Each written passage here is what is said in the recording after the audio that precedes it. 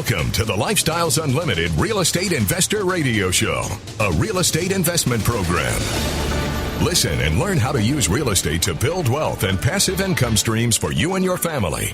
We bring you experts every day to discuss and answer your questions on everything from single-family homes all the way up to 600-plus unit apartment complexes. And now, the Lifestyles Unlimited Real Estate Investor Radio Show.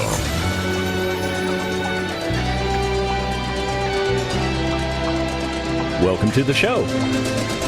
My name is Al Gordon, and as always, we're working on your financial freedom. On today's show, we're going to get into a couple of potential real estate deals. We're going to talk about the mechanics of these deals today because we're searching for information. We're searching for information that we can use so that we can make an informed decision on whether or not the assets that we're looking at are going to make good sense for us as investors to put these assets into our portfolio. And that might be a little different from what you're doing right now. It might be a little different. And here's why I know this. I have walked 100 miles in your shoes. I have. I've been there. I've done that. I've gotten the T-shirt, I have trashed the T-shirt, and I moved on. You see, at one time, like you, I had a financial planner. I did. I had a financial planner that I trusted to invest my money because I was too busy doing the work that I was doing to pay attention to any of that nonsense in the stock market. And, of course, I was told that in order for me to retire very comfortably, I could not rely on earning a pension. As a matter of fact, the pension that I earned was not a guarantee. I had to serve a certain number of years in the United States Army to qualify for a pension. Yeah, 20 years of active duty is the minimum number. 20 years of your life in order to get entitled to earn a pension. And even way back when I had a financial planner, I was told by people that had gone before me that, first of all, the pension wasn't guaranteed. That even though I was 8, 12 years, wherever I was in my military service at the time, there was no guarantee that I would make it the full 20 years. I mean, I could go to war. I could become a casualty. I could not potentially come home. And everything stops. I could decide to leave the military. I could get to a certain point in my career and I could just say, you know what? I can make more money in corporate America. As a matter of fact, I have headhunters talking to me, wooing me, trying to get me to come over to the dark side, so to speak. Yeah, I mean, that could have happened. Here's the other thing. Even though I earned that pension, I was told way back in the day that pension would not be enough for me to survive on, that it would not replace the monies that I earned in my final years of service, and that I should probably go talk to a financial planner, because back in those days, we didn't have anything called a TSP. We certainly didn't have a 401k in the Army. We had a pension. And if you didn't get to 20 years, you didn't get the pension. That's just the way it works in the military, at least back in those days. I don't know what the current rules of engagement are. Actually, I do, because my son's in the military, and he says they've pretty much wrecked the retirement system. So those are his words, not mine. But my financial planner back in the day told me that I needed to be diversified, that the way to financial freedom was to continue to grow my dollars. And back in those days, they were telling me a 7 to 8% return was a healthy return. They were also telling me to put my money into a certain mutual fund, which I did. And, when I did my research on the mutual fund, it was a top-rated mutual fund. So I felt pretty good about that. Now, one of the things they did explain to me is that it was, I don't know, I think they called it a loaded fund. I'm not sure what they call these things, but here's the way it worked. For the first year, whatever money I contributed, and they set me up on some kind of fixed amount. I think it was like $500 a month. I don't even remember what the number was we were putting aside way back then. But let's go with $500 because it really doesn't matter. Half of that money in the first year would go to pay fees. So $250 out of that $500 that I put into that account got stripped away right off the top and went to pay fees for the financial planner and the agency that they worked for. The rest got invested. That was how they marketed and earned their money in this particular mutual fund. You paid an upfront cost. And the trade-off was you pay the cost up front, and therefore everything you put in after that is all going towards your money. There's no additional fees, which was a lie. There were actually some additional fees. Yeah, I want to get into that. But that particular financial planner agency that I was in business with because I had been recommended to them because they were I think they still are. I'm not even going to tell you the name, but they're still around.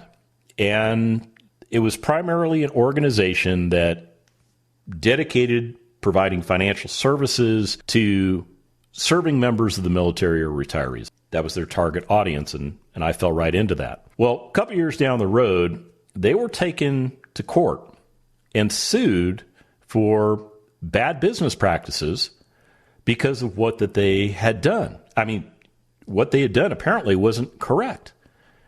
And the point I'm getting at is this. My financial planner said they were working on my best interest. But their behavior, what they did, was completely in contrast to my best interest because it was self-serving. It was designed to serve their financial needs first. And I'll tell you what, that's not the way to go. When we come back from the break, I'm going to tell you the way to go. Stick around.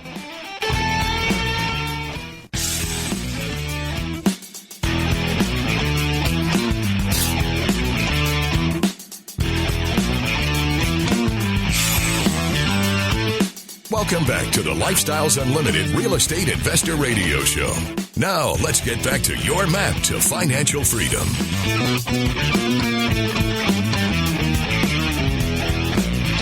Welcome back to the show.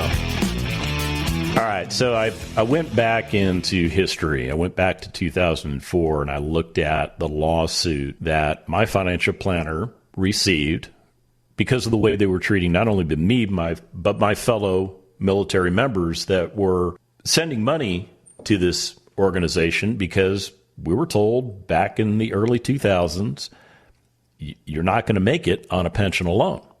You need to have a supplemental source of income. As a matter of fact, you ought to go to this financial planner and you ought to give them some money because they'll invest the money for you, and that will help make up the difference when you retire at a future age, way in the future. So in 2014, in December, the Security and Exchange Commission announced the institution of settled enforcement proceedings against, I won't say the name of the company, a registered broker-dealer whose customer base consists almost entirely of active duty and retired U.S. military personnel. See, I didn't lie to you in the last segment. The SEC alleges that I wasn't going to say their name, alleges that company used misleading sales materials to offer and sell mutual fund investments through an installment method called a systematic investment plan, otherwise known as a systematic plan. The NASD today also initiated settled disciplinary proceedings against the name of the company that I won't say, based on similar allegations relating to the firm's sales of systematic plans. In settlement of these claims, or these actions, the company has agreed to pay $12 million to be used to reimburse certain customers Now, it says certain customers. It didn't say all customers. I was not reimbursed. I think the certain customers are the people that actually went forward with the lawsuit. And I'm not even sure if I was a party. I don't even know if it was a class action. Don't really care because those funds are all gone today. Been gone for a long time. And to fund investor education programs for members of the U.S. military and their families. Yeah, fund investor education programs. So here, we cheated you. We didn't do business in accordance with SEC guidelines. We got ourselves in trouble. We paid a $12 million fine, which was supposed to be used to, pay off the people that brought the suit and to invest into, or fund, I should say, investor education programs for members of the U.S. military and their families. Yeah, I don't recall this firm any time in my existence providing me any additional investment education programs than what they already had. Yeah, see, I think it's just a big farce. It really is. It's a big farce. And I'll tell you, when that happened to me, I was pretty upset because the people that I trusted had let me down. And here's the other problem. In 2004, we were well on our way to dancing with the bad guys. That's right. We were fully engaged in conflict overseas. My life was extremely busy, extremely hectic. We were at that time, 3 years into a very, very long, drawn-out, and protracted war. I didn't have time to mess around with this stuff. And the people that I trusted let me down. They did. Now, I will tell you, at the same time that all this was going on, prior to this, prior to 9/11, I had purchased real estate. I had purchased real estate because I was also told by some other people that, real estate is kind of a good way to make some money on the side. But unfortunately, the methodologies that people talked about were not the most productive ways to make money in real estate, because at that time I was living out in California. And California was experiencing at that time the same thing that it's experiencing right now. The values of the real estate are so high in comparison to the rental income streams that they can produce. The numbers are all out of whack. So most people that invest into property in California, they either take a huge chunk of money and put it into the deal just to get break-even cash flow or maybe a little bit of positive cash flow, or they do what I was doing when I was investing in real estate, which is buying the property and then every month contributing money out of my own household pocket to make sure that the mortgages were paid on those properties because I had them over leveraged. Because the problem is this: the income streams provided by the property, the cash flows, weren't enough to meet the debt service or the value that I had put on the property. So things were out of whack. So the real estate didn't operate correctly. Let me fast forward a little bit of time. Let's go to 2007 when the stock market started not doing so well. We all of a sudden started seeing dramatic reductions in values in the stock market. And then in 2008, the real estate market kind of came unglued because the government had just pretty much opened the floodgates on mortgage lending and didn't do what the government's supposed to do, which is police that stuff. So it was the Wild West with mortgage lending. People were doing signature loans for all kinds of stuff, and they were buying a property, holding it for 4 months and selling it, essentially flipping it without doing any renovations to the property. That's how inflated the property market had become, especially in California. Meanwhile, stock market went into another correction in 2008. Real estate was devaluing. I was not operating my properties correctly. I had bad residents in some of my units, and they weren't paying like they should have been paying because I had selected bad people to put into those properties because I didn't even select those people. I had a property manager doing it because I was too busy. Yeah, and I paid a price.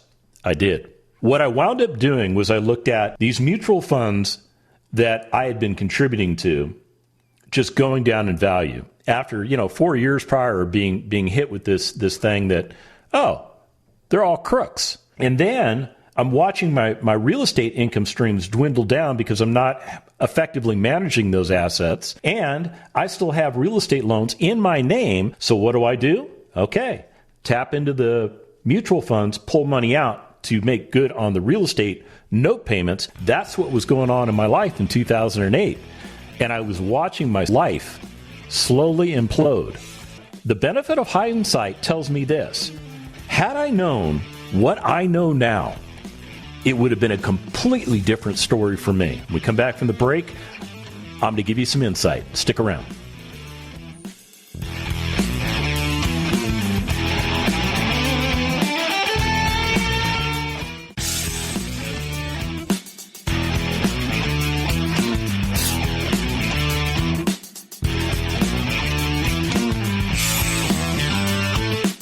Warning. Listening to the Lifestyles Unlimited Real Estate Investor Radio Show will change your life. We will teach you how to create wealth and passive income so you can be financially free. And now, back to your host. Welcome back to the show. All right, in this segment, what we're going to do is we're going to take a look at two properties. And I know it's difficult to see over the radio. I get that. I totally understand that. So I'll do my best to be as descriptive as I can, because what I want you to do in this segment is I want you to just absorb some information, and I want you to make an informed decision, because I'm going to talk about two different properties that you could buy, two different properties that literally are available on the markets right now that you could acquire and put in your portfolio. And we're going to talk about some of the different nuances with these properties. And what I'm trying to do is get you to a place where you have a comfort level with the numbers, because you may not have a comfort level with the numbers. I mean, I've been throwing out a lot of property information over the last couple of weeks. I have. I've been hitting you with a lot of numbers, and I understand that. And maybe some of those numbers they just don't resonate with you. You don't understand what, a particular cash out of pocket requirement can do for you over time, because nobody's bothered to articulate that to you. So let me take my best shot at it right now, and let me share with you two different deals that came across my desk over the last 48 hours. Now, both of these particular properties are located in the greater Houston market. Now, I'm not going to tell you where what the physical addresses are, because I don't want to create a feeding frenzy for these properties. Yeah, in other words, I mean, there might be a Lifestyles Unlimited member that's working on one of these particular properties, or both of them, or another member working on a second one. So what I don't want to do is I don't want to create a feeding frenzy for them to where all of a sudden I create a condition where I have artificially increased the price by creating demand for a property.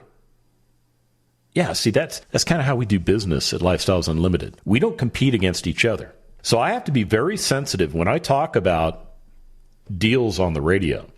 I have to be very sensitive to the fact that I have 50,000 other members out there that might be looking at some of these deals. They may be getting them from different sources. I don't know. But the last thing I want to do is step on their toes, because if they're pursuing one of these things, I don't want to bring in, 20 of you to bid up the price. Yeah. I mean, that sounded kind of mean, didn't it? To you. Well, it did. But when you become a member of Lifestyles Unlimited, I'll do the same thing for you. I absolutely will do the same thing for you. So let's talk about these deals. Now, these deals are for distressed assets. In other words, these aren't the pretty houses that you and the missus drive around neighborhoods on the weekend because you're thinking about investing in real estate, and you go, oh, that's a pretty house, we should buy that, without having any idea of what that house is worth, without having any idea of what is required to bring that house to its respective glory days, without having any idea of what you could command for rents on that particular property, and without having any idea of how you could buy it in a way to where you could keep your cash outlay at a minimum, as small as possible. And here's a little insider information for you. One of the reasons that we keep our cash outlays as low as possible, there's really two reasons for it. The first reason is this. We find that our rates of return are better if we use as little of our money as possible. It's a math thing. It's just the way math works. The other thing that we like is the fact that we are leveraging properties. In other words, we are putting the appropriate amount of leverage. We're not over leveraging these properties. When I say leverage, I'm talking about putting a loan on the property. And what we love about our lenders is that they're willing to come to the table with up to 80% of the after repair value of the properties. Now, when I run my analysis, I run them at 75%. But there are lenders out there that would allow you to take up to 80%. And here's what's neat about that. That lender is bringing in the bulk of the money to the deal. That's right. And they're going to make their money off of the interest that they charge you. That's how lenders make their money. Here's the really neat thing. They don't participate in anything that you do to increase the value of that property. That's right. You heard me correctly. They're in it for their equity position only, and they don't participate in the returns. See, they're counting on you and me to correctly operate this property. As a matter of fact, they want us to be very successful operating these properties, because when we're successful operating these properties, they don't have to worry about a loan that may be going into default or into deferral or into forbearance or something like that. So it keeps a healthy asset on their books. Yeah. See, lenders make money their way.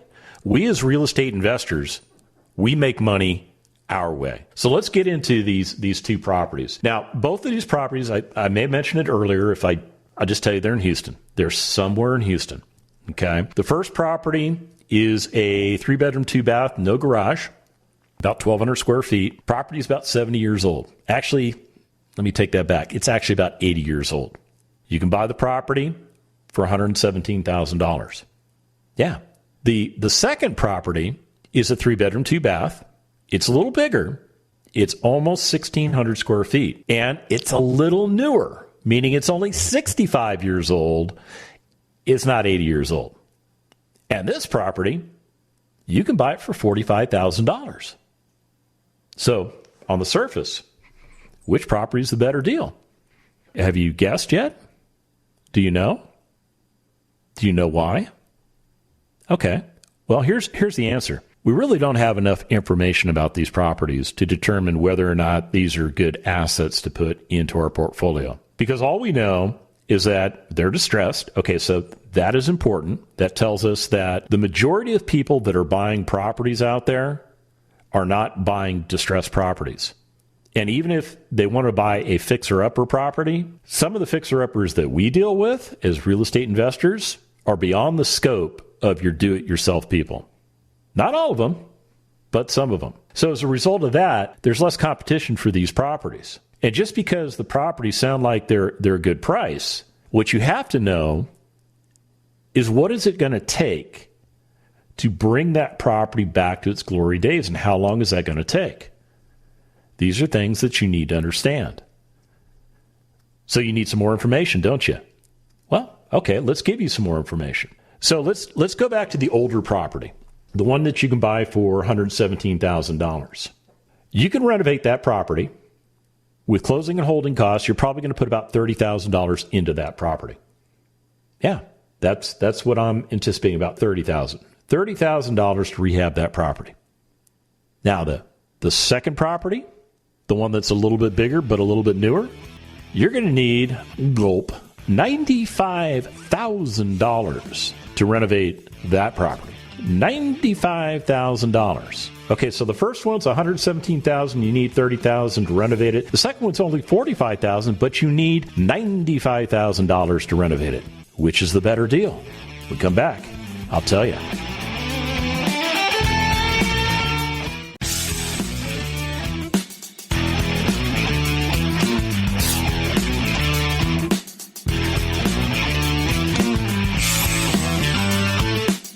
Welcome back to the Lifestyles Unlimited Real Estate Investor Radio Show. It's time to turn up the volume and fine-tune your passive income plan so you can create the lifestyle you've always wanted. Welcome back to the show. All right, so we're going to get into this, but before we do, I have to share with you something that I saw on Investopedia because, you know, they make a very clear point. And because they're making the clear point, I'm going to use their clear point to communicate to you that what you're doing right now for investing for yourself and for your family, it's either working or it's not. I mean, that's at the end of the day, that's your result. And if it's working, how effectively is it working? So this is what Investopedia says. They were talking about the S&P 500 index, which began in 1926, originally comprised of 90 stocks called the composite index. And according to historical records, the average annual return since its inception in 1926 all the way through 2018, so what, that's 92 years, is approximately 10 to 11%.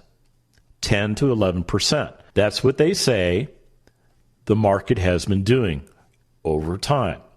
And your financial planner probably tells you that, you know, a number a little less than that is realistic to expect.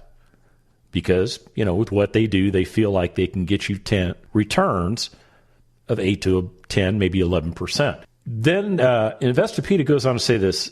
The average annual return since adopting 500 stocks into the index in 1957 through 2018 is roughly 8%. So they went from 90 stocks, got a better return, went to 500 stocks, kind of diluted the field a little bit, got a slightly less of a better return, but they got a favorable return. So the question I have for you is this. Is 10% return on your money, is that good? Is that the kind of returns you want to make? I mean, think about it. What's your 5-year return on 10% money? Well, I guess if you accumulated everything, you could say it's a 50% return on your money, right? Well, that's where it gets convoluted because the way you're investing, you have money coming out of your salary before you ever see it. You probably have it all set up on direct deposit, or you have it, you know, carved right out of your check before it even hits your bank account. So you never even see that money. So they take that money and they buy you fractional shares of whatever mutual fund you're in or whatever stocks that but whatever they do for you. So you own those shares of stock or mutual funds. And then over time, you get a return. In other words, the market says that the value of that asset that you bought a year ago or 5 years ago, whenever you bought it, is now worth this. Meaning, if you sold that asset, you would get a return. So if your blended growth rate is 10%, it means that you're investing in some things within your portfolio that are probably giving you a better rate of return than other things because that's how they balance the whole thing out. So 10% return on your money. Yeah, they think that's good. Now, let me tell you about these two houses that we started talking about last segment. And I'm not going to get into the nitty gritty. I'm not going to tell you about, you know, what needs to be done to fix the houses and things like that, because I will tell you, the first house that we talked about, the one that you can buy for $117,000, it needs some work. It's going to take about $30,000 to get everything done that you need to do to renovate that property. The second house that you can buy for $45,000, it is really going to be a heavier lift. There are a lot more things wrong with that property. It's going to take a little more time to get that property back to its glory days, and it's going to take about $95,000 to do it. So you're thinking to yourself, okay, well, see, the first one was $117,000. He said it was $30,000. I need $137,000 to do the deal. I don't have $137,000. So let's go to the second property. He said it was $45,000 to buy it. It's $90,000 to renovate it. Oh my gosh, that's $135,000, which they seem the same. I don't have $135,000 either. Okay, let's take a step back. You don't need $135,000. And even if you do it the way you think you do it, where you're going to go take out a loan at 80% of whatever the value of the property is at the time, and then you're going to pay the costs associated with repairing that property out of your own pocket, that's not an effective way to do it either. So you're going to use something called a hard money loan. We will teach you the correct way to do these things when you become a member of Lifestyles Unlimited. But more importantly, the first deal, when you do it correctly, it's going to be almost $32,000 out of your pocket. That's right. You're going to be able to acquire, do renovations, put long-term financing on the property, and you're going to be able to do all of that for less than $32,000. And you're thinking, wait a minute, Al, you just told us $117,000 to buy it plus $30,000 to renovate it. We're only getting it for $32,000? That's correct. That's your cash out of pocket outlay. Now, the second property, the one that you can buy for a lot cheaper at $45,000, it's going to take $95,000 to get it back to its glory days. It's actually going to cost you less money to do that deal, about $26,000, a little bit above $26,000. So which deal sounds like it's a better deal so far? Oh, you're thinking to yourself, I'm not sure.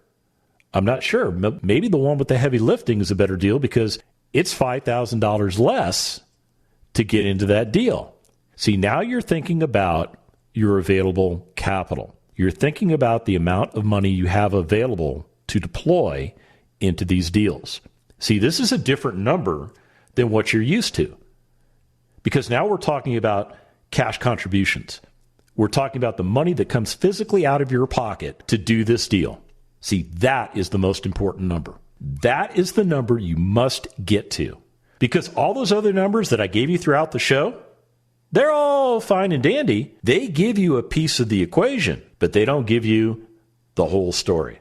Once you get to the point where you understand what it's going to take to buy the property, when you understand what it takes to renovate systems within a property, what it costs to renovate those systems within that property, what it takes to put the proper resident into that property that has a good job and is willing to pay on time and wants the best place that they've been able to find while they've been looking on the marketplace, this is where real estate investing gets to its core essence. That's correct. Now, the other thing that you need to know is you really need to know what these assets can do for you cash flow wise. Yeah, it's kind of important. All right, so let's talk about it. So that first property, the one that isn't going to take as much to do the rehab, it's going to produce cash flows of about $448 a month. That annualized, it's almost $5,400 a year. That's not bad. Now, the other property that you could buy for less, but you had to throw a ton of money into it, $559 a month. Oh, what'd you just say? $559? That's what I just said. That's going to return $6,700 a year in income streams for you. And you're thinking to yourself, well, I like that. I like that a lot. So what do the rest of the numbers look like, Al? Okay. So in the first deal, that $448 of cash flow that you get annualized at almost $5,400, that's giving you a 17% return on your money cash on cash. 17% return cash on cash is better than what I just read to you from Investopedia. However, the more damaged property is returning almost 26% return cash on cash. It is giving you a higher cash flow income and it's costing you less money out of pocket, although it's going to take more rehab to get this property into service. So it may take a month or two longer to rehab this property than the other property, but the numbers are much better. And both of these properties, the first one has an ARV of $158,000. The beat up one, the more beat up one has an ARV of $155,000. So they're very similar in what the pricing is in the marketplace. If you held these assets for 5 years and disposed of these properties by selling the properties, here's the returns that you're going to get. The first property, about 193% return on your money over 5 years. That's the one that's producing almost $5,400 a month in cash flow. That took about $32,000 to do the deal. But that second property, it's going to return better because it's going to earn you 275% return on your money because it has better cash flow.